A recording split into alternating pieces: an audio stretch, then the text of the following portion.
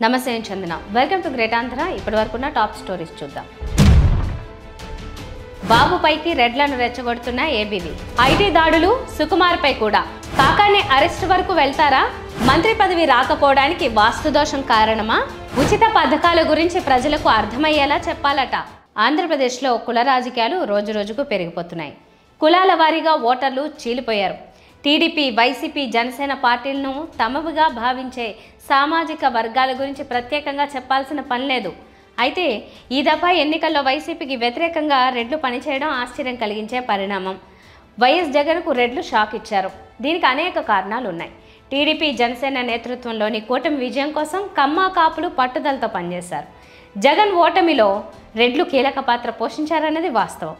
ఇతర సామాజిక వర్గాల్ని ప్రభావితం చేయడంలో రెడ్లు కీలక పాత్ర పోషించేవాళ్ళు.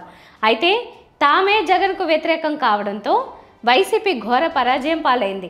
తమ సామాజిక వర్గాన్ని తిరిగి దగ్గరికి తీసుకోవాలని జగన్ భావిస్తున్నప్పటికీ ఇంకా సాధ్యం కావడం లేదు. జగన్పై ఇంకా నమ్మకం కుదరడం లేదు. ఈ నేపథ్యంలో జగన్కు శ్రమ లేకుండా రిటైర్డ్ ఐపీఎస్ అధికారి ఏబీ వెంకటేశ్వరరావు ఆ పని చేస్తున్నారనే అభిప్రాయం ఏర్పడుతోంది. ఎట్టి పరిస్థితుల్లోనూ జగన్ను మరోసారి సీఎం కాకుండా అడ్డుకోవడానికి కమ్మ వాళ్ళంతా పనిచేయాలని ఆయన పిలుపునివ్వడం గమనార్హం. ఇటీవల కమ్మ సామాజిక వర్గానికి చెందిన సంఘాల సమావేశాల్లో ఏబీవీ మాట్లాడుతూ జగన్పై నోరు పారేసుకుంటున్నారు.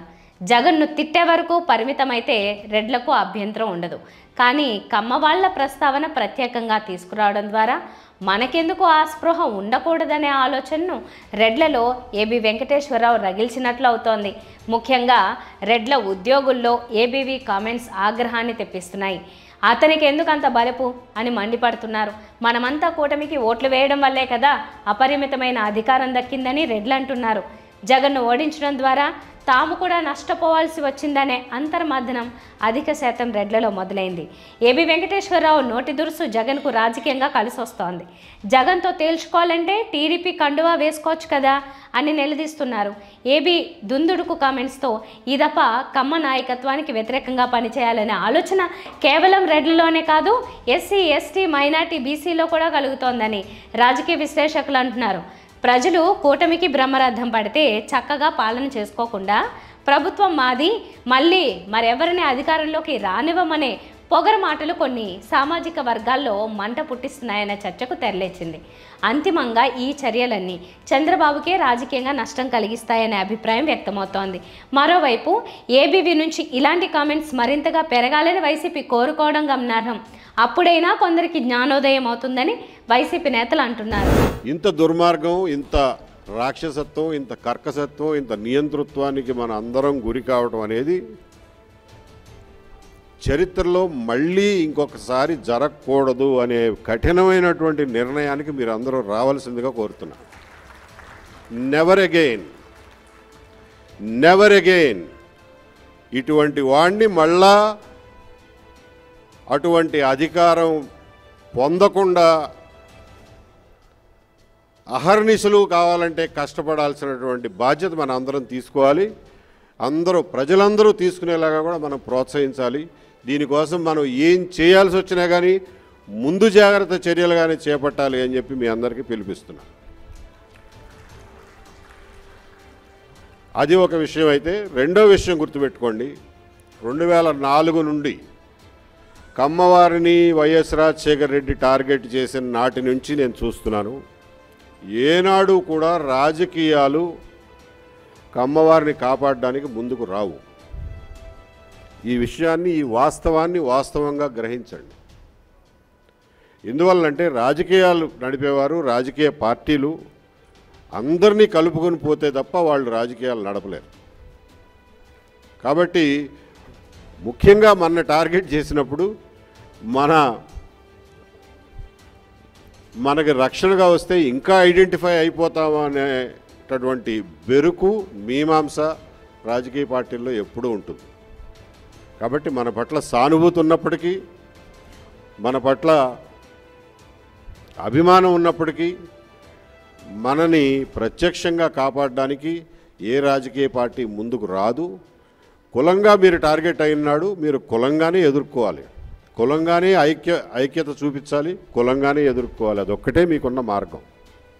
దీనికోసం అందరూ కలిసికట్టుగా ఏ రకంగా కలుస్తారో నాకు తెలియదు, ఏ రకంగా సంఘీభావం అవుతారో సంఘటితం అవుతారో నాకు తెలియదు. ఎన్నో మార్గాలు ఉన్నాయి. ఇలా కొసరాజు వంశవృక్షం లాగానే ఇంకొకరు లేకపోతే కమ్మవారి సంఘాలు పెట్టుకుంటారో ఇంకోటి పెట్టుకుంటారో, లేకపోతే సైకో బాధితుల సంఘం అని ఒక కొత్త సంఘం రిజిస్టర్ చేసుకుంటారో మీ ఇష్టం. ఏదో ఒక రకంగా మీరు సంఘటితమై మీ ఫైట్ మీరు చేసుకోవాల్సిందే తప్ప రాజకీయ పార్టీలు ప్రత్యక్షంగా వచ్చి మిమ్మల్ని కాపాడతాయి అనుకునే భ్రమ నుంచి బయటకు రావాల్సిందిగా మీ అందరినీ కోరుతున్నాను. చిత్ర పరిశ్రమలో వరుసగా రెండో రోజు ఆదాయపు పన్ను శాఖ సోదాలు కొనసాగుతున్నాయి. తాజాగా ఈ లిస్టులోకి దర్శకుడు సుకుమార్ కూడా చేరాడు. నిన్నటి నుంచి అతడి ఇల్లు ఆఫీసులో కూడా సోదాలు నడుస్తున్నాయి. పుష్ప 2 తీసింది ఈ దర్శకుడే. రెమ్యునరేషన్ కాకుండా లాభాల్లో వాటా తీసుకున్నాడనే ప్రచారం ఇతడిపై జోరుగా సాగింది. ఈ నేపథ్యంలో హైదరాబాద్ ఎయిర్పోర్ట్లో సుకుమార్ దిగిన వెంటనే అతన్ని తీసుకుని నేరుగా సుకుమార్ రైటింగ్స్ ఆఫీస్కు, అటు నుంచి అటు అతని నివాసానికి అధికారులు తీసుకుని వెళ్లారు. ఇక మైత్రి మూవీ మేకర్స్ నిర్మాతల ఆఫీసులు, ఇళ్లపై ఈరోజు కూడా సోదాలు కొనసాగుతున్నాయి. పుష్ప 2 నిర్మించడానికి డబ్బు ఎక్కడి నుంచి తీసుకొచ్చారనే అంశం నుంచి మొదలుపెట్టి సినిమాకు ఎన్ని వసూళ్లు వచ్చాయి, కలెక్షన్లకు తగ్గట్టు ఆదాయపు పన్ను చెల్లించారా లేదా అనే విషయాలన్నింటినీ ఆరా తీస్తున్నారు. ఈ క్రమంలో కొన్ని కీలక పత్రాలను అధికారులు స్వాధీనం చేసుకున్నట్టు సమాచారం. అటు దిల్ రాజు ఇల్లు, ఆఫీసులపై కూడా సోదాలు కొనసాగుతున్నాయి. గేమ్ చేంజర్ సినిమాకు ఎంత ఖర్చు పెట్టారు, ఆ డబ్బు ఎక్కడి నుంచి వచ్చిందనే కోణంలో డాక్యుమెంట్లు పరిశీలిస్తున్నారు.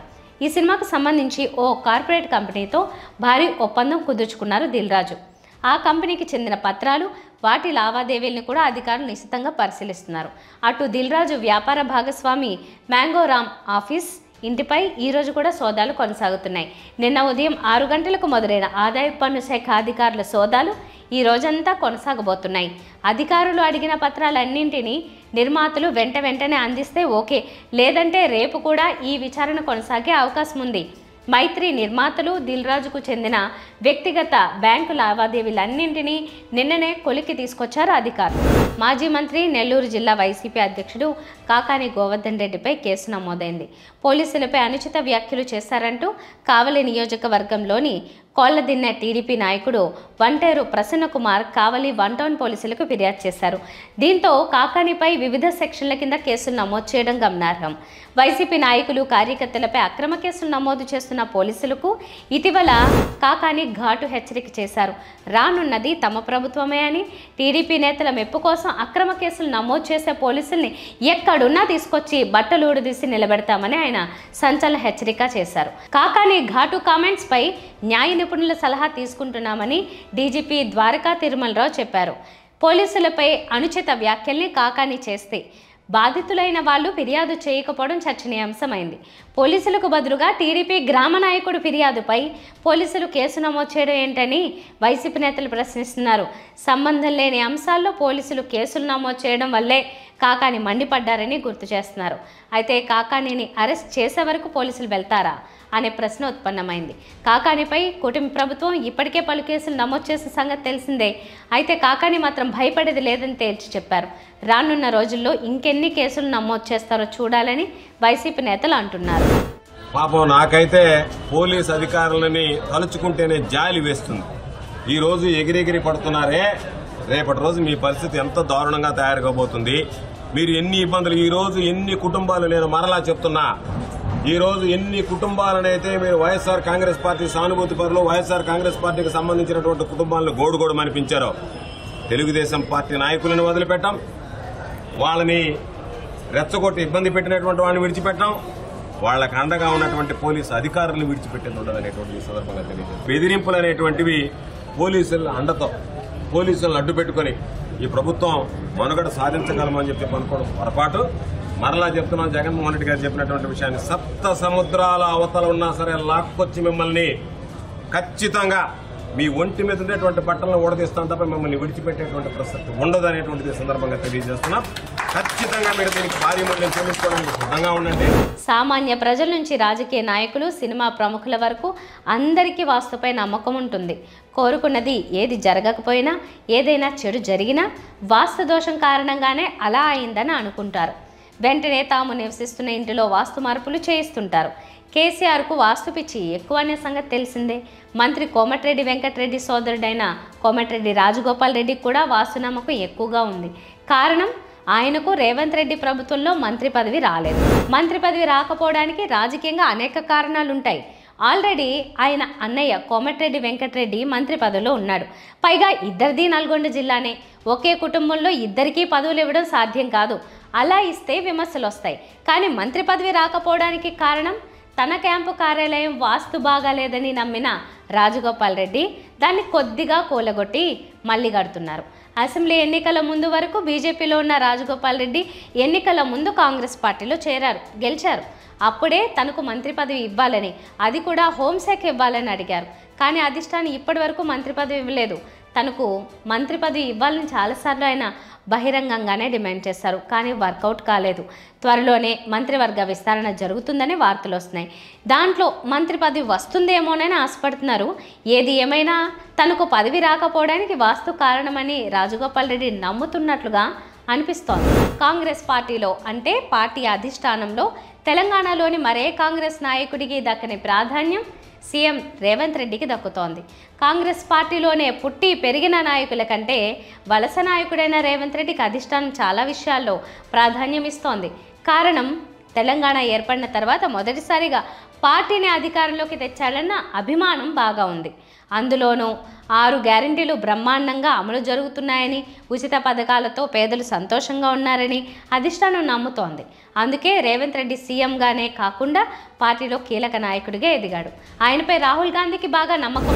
అందుకే ఏ రాష్ట్రంలో ఎన్నికలు జరుగుతున్నా ప్రచారానికి రేవంత్ రెడ్డిని పంపుతున్నారు. చివరకు ప్రియాంక గాంధీ పోటీ చేసిన వాయనాడు ఉప ఎన్నిక ప్రచారంలోనూ రేవంత్ పాల్గొన్నాడు.